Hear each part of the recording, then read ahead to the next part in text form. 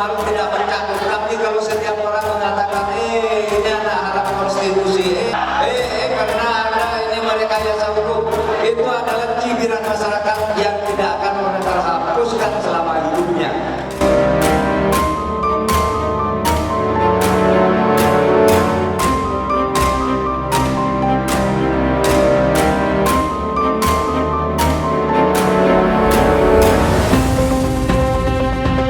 Nah, di sini ada berita yang cukup mengejutkan ya, yaitu dari kompas.com. Muncul spanduk penolakan kedatangan Gibran Rakabuming Raka di kampus UIN Wali Songo Semarang. Diketahui Gibran diundang untuk mengisi diskusi. Nah, dari sini saya jadi teringat ucapan dari Pak Mahfud MD. Sanksi sosial akan terus berlaku di sepanjang hidupnya. Wow, kalau kita lihat pada fenomena yang lalu ya, Anda tahu sendirilah dari pemberitaan di situ juga sangat banyak sekali pemberitaan, yaitu tentang putusan MK pada waktu lalu. Ya seharusnya menurut saya sih Gibran ya setidaknya menolak ya, tetapi menjadi cawapres ya kemungkinan juga ya sangat sayang sekali ditolak ya menjadi cawapres. Apalagi juga saat ini terpilih menjadi cawapres. Jadi memang ada plus minusnya lah di situ. Gibran menjadi cawapres tetapi sanksi sosial di sini tak berlaku. Apalagi pada waktu lalu juga paman dari Gibran yang memutuskan tidaknya usia minimum 40 tahun bisa menjadi cawapres dengan pernah menjadi kepala daerah dan semacamnya. Nah, jadi saya pada waktu lalu ketika membaca berita ini langsung teringat dengan kata-kata Pak Mahfud MD pada saat kampanye yang lalu, pada Pilpres yang lalu. Nah, dari sini saya juga penasaran ya, kira-kira seperti apa ya? Memang di sini ada penolakan ya, itu entah tulisannya seperti apa di sini juga tidak bisa terbaca dengan jelas.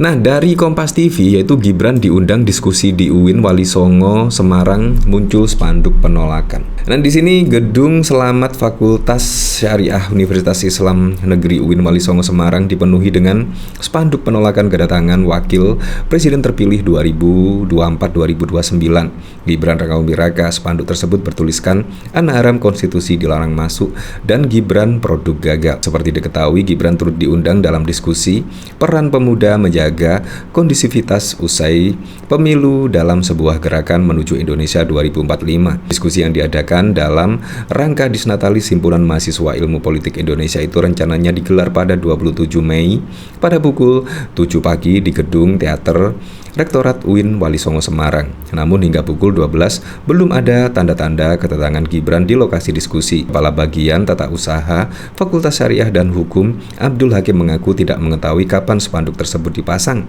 Saya kurang tahu persis karena 4 hari yang lalu itu libur.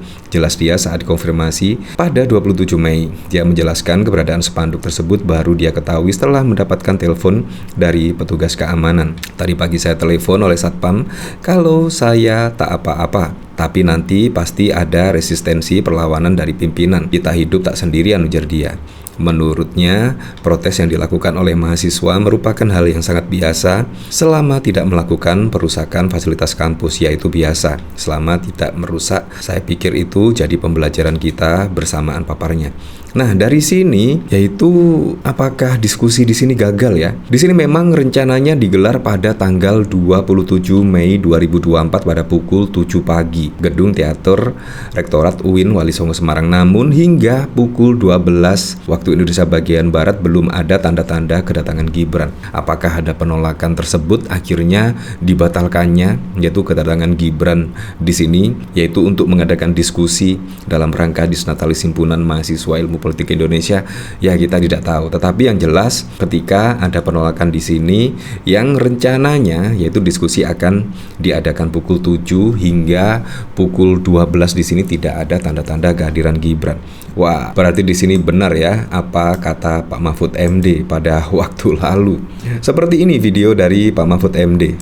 Formal tidak mencakup, tapi kalau setiap orang mengatakan ini ada harap konstitusi, karena ada ini merekayasa hukum, itu adalah cibiran masyarakat yang tidak akan pernah terhapuskan selama hidupnya. Wow, tidak akan terhapuskan selama hidupnya. Ya memang pada waktu lalu Pak Mahfud MD memang ya setidaknya mengatakan seperti ini karena memang ya etika itu memang harus dijaga ya. Apalagi kalau saya mendengar kata Anwar Usman misalnya paman Gibran, waduh, sudah pikiran saya kemana-mana. Wah, nggak tahu ya. memang menurut saya benar apa yang dikatakan Pak Mahfud MD, yaitu cibiran kemungkinan ya akan dirasakan oleh Gibran. Ya pada waktu lalu juga Presiden Joko Widodo menurut saya sudah jelas lah bertarung pada Pilpres melawan Pak Prabowo Subianto juga di jalur yang benar, tidak ada pelanggaran kekuasaan dan lain sebagainya. Tetapi ketika menjadi di situ tantangannya juga sangat berat sekali, bahkan cibiran terhadap Presiden Joko Widodo, fitnahan terhadap Presiden Joko Widodo itu sangat banyak sekali. Apalagi di sini Gibran yang menurut saya pada Pilpres 2024 yang lalu sangat wow sekali lah, sungguh di luar bayangan saya, yaitu Pilpres 2024 yang lalu. Sungguh wow sekali. Nah, dari sini dari Gesuri, Mahfud sebut cibiran publik ke Gibran sebagai hukuman terkait etik dan moral. Nah, di sini calon wakil presiden nomor urut 3 Mahfud MD menganggap bahwa cibiran publik ke calon presiden cawapres nomor urut 2 Gibran sebagai hukuman atas pelanggaran etik dan moral untuk mendapatkan posisinya saat ini. Menurutnya, meskipun di mata hukum putra sulung Presiden Joko Widodo ini sah, namun sanksi sosial tetap akan berlaku. Kalau setiap orang mengatakan, ini anak haram konstitusi, itu kan hukuman sosial di tengah masyarakat. Anda enggak sah. Anda karena pertolongan uncle, paman. Karena Anda ini merekayasa hukum.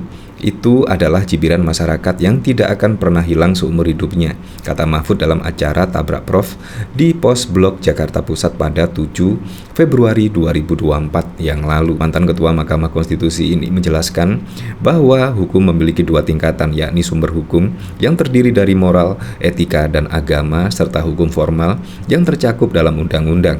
Dalam kasus Gibran, secara hukum tertulis sudah selesai dan dinyatakan bahwa ia sah menjadi calon wakil presiden. Tapi karena di atasnya ada moral dan etika, maka ada hukumannya 2, yaitu pelanggaran itu diberikan kepada oknum, misalnya Ketua MK yang sudah diberhentikan itu karena jelas-jelas dia terbukti melakukan pelanggaran berat di dalam bidang etik sehingga diberhentikan jelasnya. Ya, di sini sangat pas sekali lah, yaitu ketika saat ini yaitu Gibran akan berdiskusi di kampus, bahkan muncul spanduk penolakan yaitu terhadap kedatangan Gibran, dan kayaknya sih di sini juga dibatalkan ya, kayaknya dari pemberitaan di sini itu Gibran akan datang di sini ternyata hingga pukul 12 juga tidak datang. Nah, kalau kita melihat berita di sini memang yaitu diskusi yang diadakan dalam rangka Disnatalis Himpunan Mahasiswa Ilmu Politik direncananya digelar pada 27 Mei pada pukul 7 pagi di gedung teater. Namun hingga pukul 12 belum ada tanda-tanda kedatangan Gibran di lokasi tersebut. Apakah di sini ditunda